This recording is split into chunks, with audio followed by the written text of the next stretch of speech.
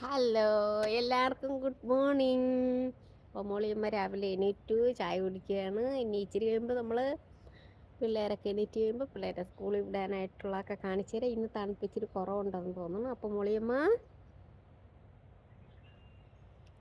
പുറത്ത് പോകും. അപ്പം ഇന്ന് കടയിൽ പോകാൻ ഞാൻ സാധ്യതയുണ്ട്.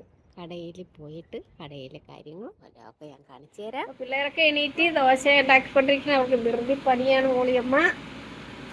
കോളംകുട്ടന് ദോശ, എന്നാ വേണം ചമ്മന്തി, എന്നാ വേണ്ട കുഞ്ഞിന് ചമ്മന്തി. ചമ്മന്തി പറഞ്ഞപ്പോ ഞാൻ മറന്നുപോയി.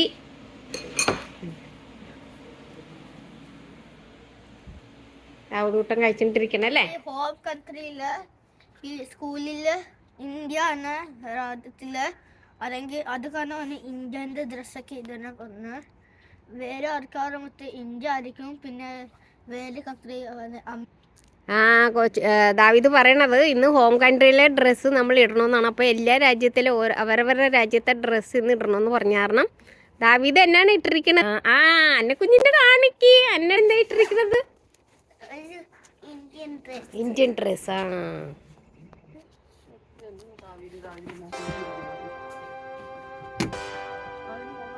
നമുക്ക് കാപ്പി കുടിച്ചാലോ മോളിയമ്മ? ബ്രേക്ക്ഫാസ്റ്റ് നമുക്കൊന്ന് ചൂടാക്കി എടുക്കാം ഓവനിൽ വെച്ച്. കാരണം അത് തണുത്തിരിക്കല്ലേ. കുറച്ച് നേരമായി മോളിയമ്മ ഉണ്ടാക്കിയിട്ട് ഇത് ചൂടാകട്ടെ. അപ്പം നമ്മൾ അത് ചൂടാക്കി എടുത്തപ്പോൾ നമ്മൾ ദോശയും ചമ്മന്തി സാമ്പാറുമാണ്.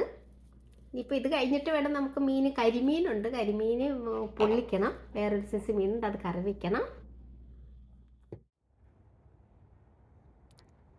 അപ്പോൾ നമുക്ക് റോസൊക്കെ ഒന്ന് നട്ടാലോ അതിൻ്റെ ഇടയ്ക്ക്?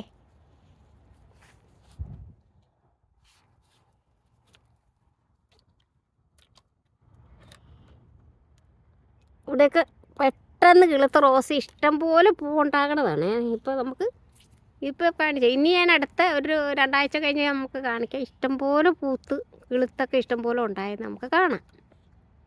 കരിമീൻ ഞാൻ പൊള്ളിക്കാന്നാണ് പറഞ്ഞത്, പക്ഷേ ഇന്ന് വറുക്കാൻ പോകണം, അതല്ലേ എളുപ്പം. അപ്പോൾ നമ്മൾ കറി വെക്കാനായിട്ട് വേറെ മീനുണ്ട്. അതിൻ്റെ പേര് എനിക്ക് അറിഞ്ഞുകൂടാ. നമ്മുടെ നാട്ടിൽ എന്നാണ് പറയുന്നത്, ഇവിടെ എന്താണ് പറയുന്നത് എനിക്ക് അറിഞ്ഞുകൂടാ.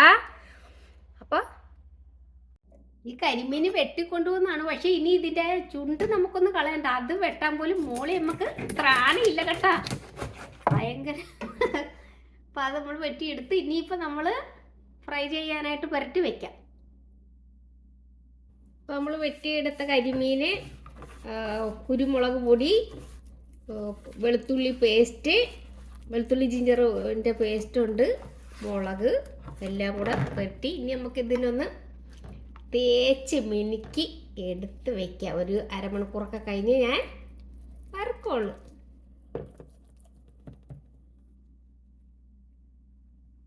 അപ്പോൾ ഇനി കരിമീനെ പറ്റി ഒരു കാര്യം കൂടെ എനിക്ക് പറയാനുണ്ട്. മരുമകൻ എന്ന് പറയുമ്പോൾ നിങ്ങൾ ഓർക്കൊരു മരുമകൻ എന്ന് എന്തിനാണ് പറയണമെന്ന്.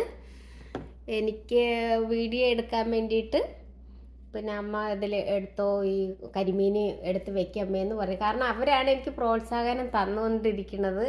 കാരണം എൻ്റെ ടൈം പാസിന് വേണ്ടിയിട്ട്. മൂത്ത ഇപ്പോൾ രണ്ടാമത്തെ മകനാണ് എനിക്ക് ഈ ട്രൈപോഡും എല്ലാമൊക്കെ മേടിച്ച് തന്നത്. അപ്പോൾ എന്നെ അവർ പ്രോത്സാഹിപ്പിച്ചുകൊണ്ടിരിക്കുന്ന ഞാനവിടെ ഇരുന്ന് ബോറടിക്കാതിരിക്കാൻ വേണ്ടിയിട്ട്.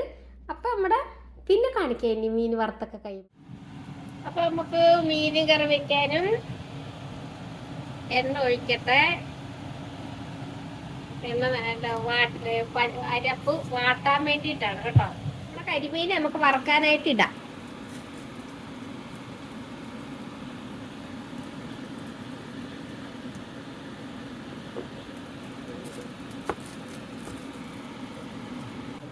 നമ്മുടെ കറിക്ക് ആവശ്യമായിട്ടുള്ള ഉപ്പ്,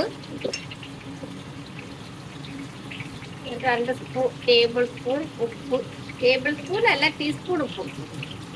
ഇവിടെ കരിമീൻ അങ്ങനെ മൊരിഞ്ഞോണ്ടിരിക്കണം. തീ നമുക്കിത് കുറച്ച് വെക്കാം. ഇനി ഇത് കഴിഞ്ഞ് പച്ചക്ക മെഴുക്ക് വെച്ച് നമുക്ക് വെക്കണം.